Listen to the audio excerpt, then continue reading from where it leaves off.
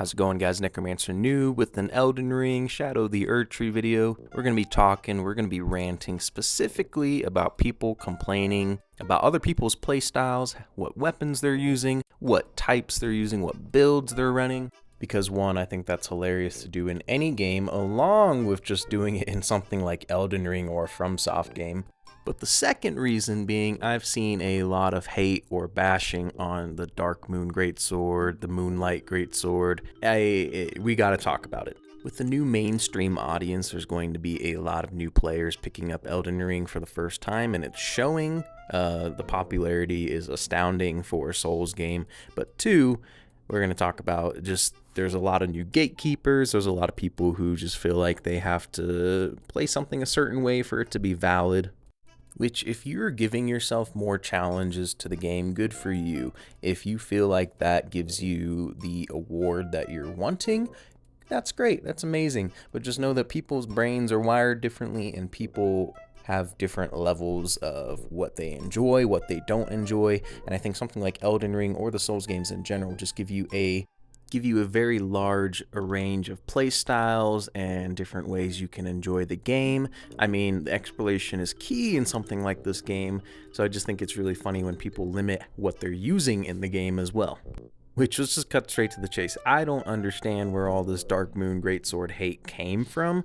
Like, I don't know if it's a popular streamer or YouTuber, like, just making really horrible hot takes that people are just giving into because they're popular. Like, I get it if you want to make challenge runs for yourself, but it doesn't mean everyone else has to do that. And two, did you know I worked my ass off to get this weapon? Like, you gotta run through some hoops and valleys to get this specific weapon. I'm going to use it. It's badass. It looks cool. Look at that animation when I charge it up and throwing out those fucking projectile blade. It's dope, bro. Why would I not use this weapon? Which I've seen a lot of YouTubers and streamers, live on it, playing the game, and they'll throw in, oh, well, if you used a spear dash summon, you didn't beat the game. If you used co-op summon, you didn't beat the game, bro. But these are the same motherfuckers that are using bleed builds. Like, I'm sorry, let's get it, let's just get it right out of the way. If you're using a bleed build, you beat the game the easiest way possible. And I'm not saying that's wrong, but I'm just arguing with your rebuttal, okay? If you're complaining that people are using Spirit Ash, someone stop using bleed builds. You're using the smoothest brain build possible. And let me get into it, all right? I love bleed builds. I think bleed builds are great. I mean, I use it in PvE, so what's the matter? Like, what's even the issue of using it? This is coming from a longtime Souls fan who's played the good majority of them and played the majority of builds you can make or mess around with. And let me give you on a little backstory, right? My fiance wanted to start playing Elden Ring, and I want to make a video about it, basically from Animal Crossing to Elden Ring, because she's only played games like Nintendo, Mario, Animal Crossing, and she wanted to jump into Elden Ring, which I told her, be careful, this game's unforgiving, you're probably going to get frustrated, but the sense of reward is great.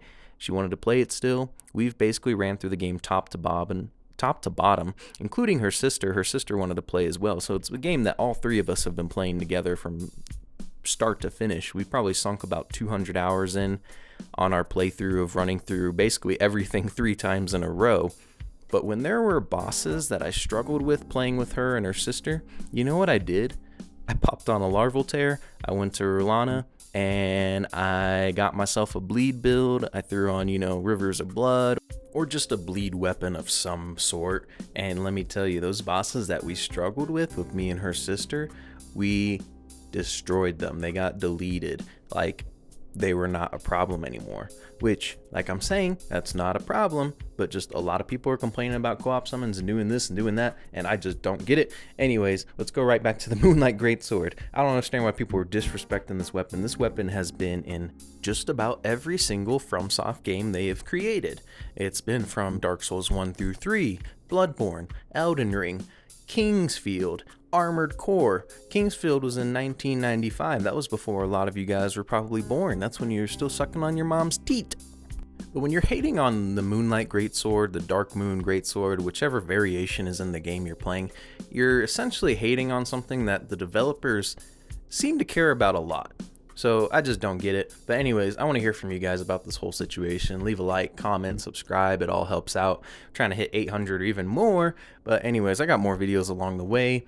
I'd like to make video in the future about more Elden Ring drama, about people missing out playing the game solo. I feel like co-op is a very pivotal part of the game, or it can be if you want it to be, and I feel like if you're not playing it co-op, you're kind of missing out on a lot of the fun. But that's for another video, for another time. I hope you guys enjoyed this video. Leave a like, subscribe, comment, and like I said, this is just my opinion. You feel free to have your own opinion, but just let me know what you guys think, and I'll see you guys later. Bye-bye.